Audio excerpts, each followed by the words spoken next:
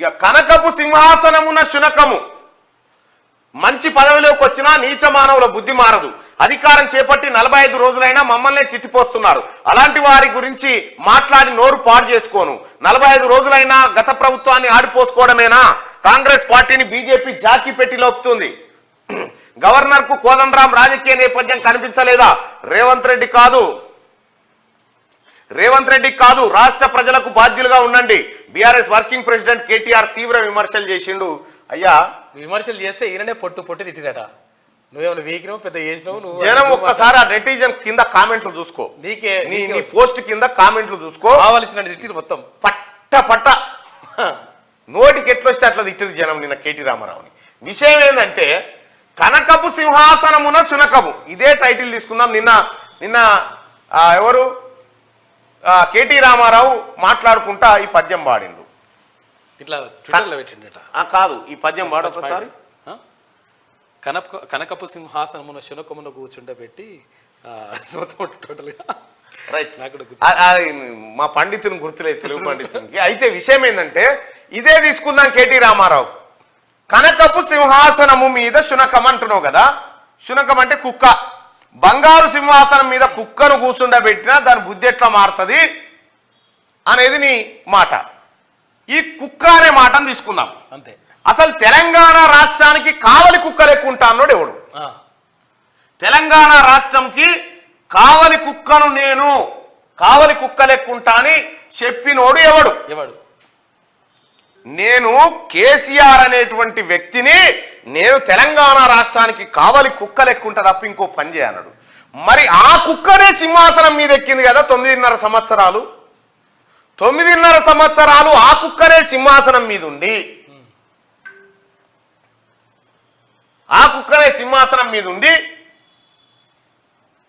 Drama చేతిరి. నువ్వు అనొచ్చునా ఈ మాట?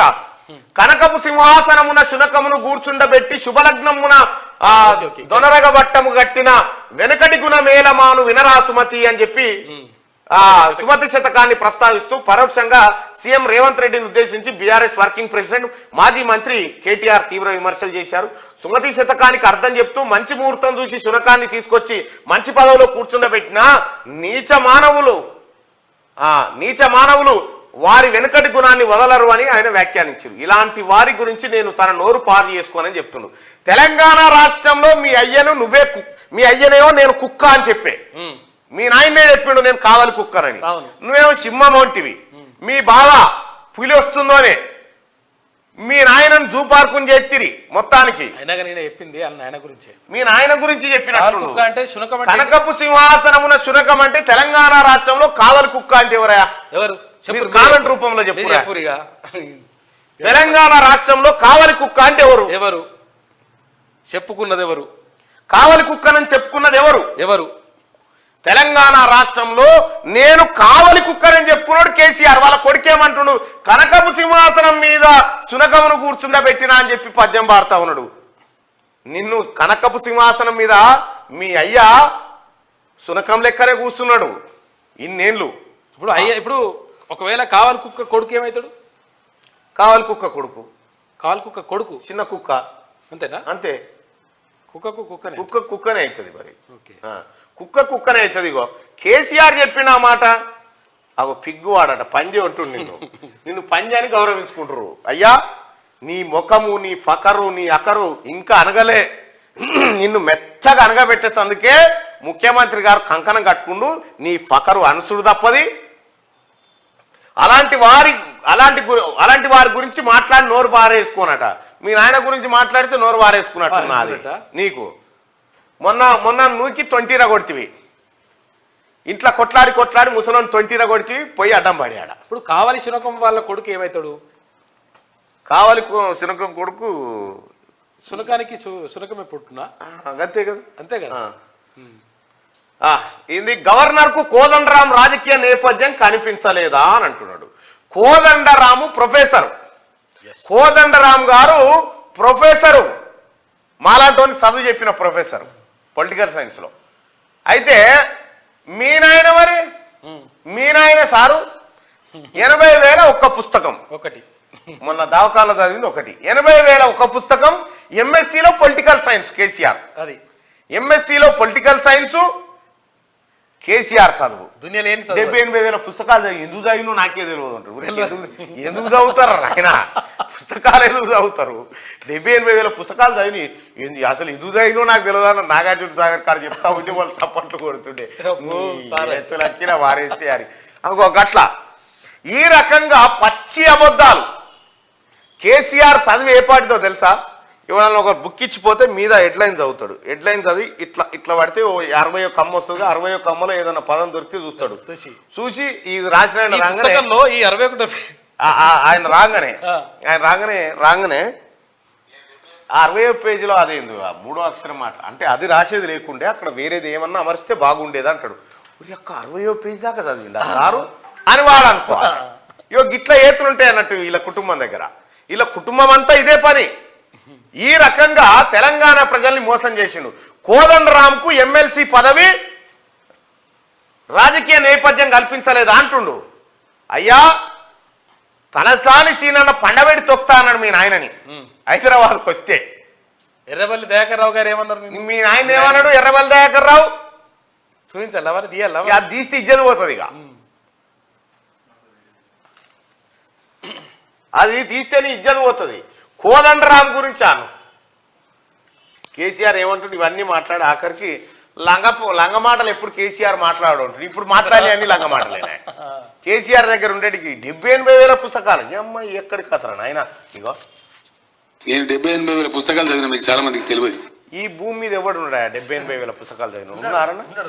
ఉండడు. పుట్టాడు కూడా నాకు తెలిసి పుట్టాడు కూడా. 70,000 పుస్తకాలు చదివినా అని చెప్పినప్పుడే కేసీఆర్ ఎంత పడివాయో మనకు అర్థం కావాలి. ఒక్క పుస్తకం చదవాలంటే 70,000 పుస్తకాలా? రోజుకో పుస్తకం. ఒక్క విషయం, కేసీఆర్ ఏజ్ ఎంత? 69. కేసీఆర్ ఏజ్ 70 చిల్లర ఉంటుంది. ఓ అప్పటికే 69. 69 ఏళ్ళ. ఇక చూడ్రి